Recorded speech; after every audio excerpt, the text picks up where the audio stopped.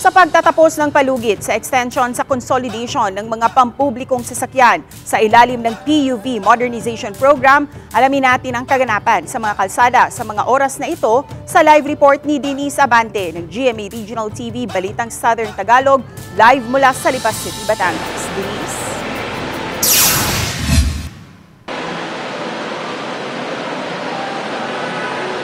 Cecil, tuloy ang biyahe ng ilang mga traditional jeepney na biyaheng Lipas City, Lemery ngayong araw sa kabila ng hindi nila pagpapakonsolidate ng kanilang mga prangkisa.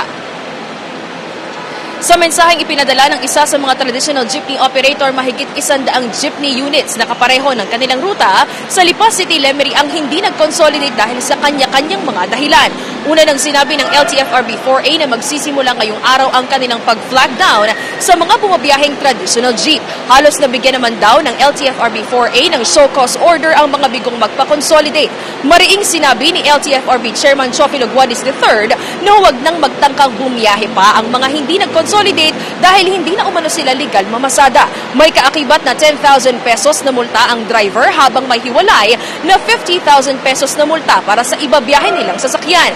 Kinakailangan umanong maglagay ang mga jeepney driver ng mga dokumento sa kanilang windshield na nagpapatunay na sila'y nakapagpa-consolidate na. Una nang binanggit ng LTFRB-4A na mamibigay sila ng mga QR code sa mga jeepney operator. Ito raw ang maaari nilang idikit sa kanilang windshield. Samantala sa Bicol Region, nagpapatuloy pa ang pag-issue ng LTFRB Bicol ng show cause order sa mga driver at operator ng mga unconsolidated PUV.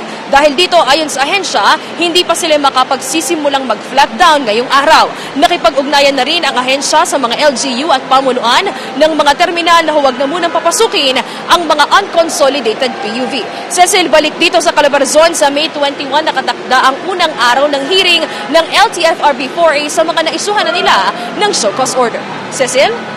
Maraming salamat, Denise Abante ng GMA Regional TV Balitang Southern Tagalog.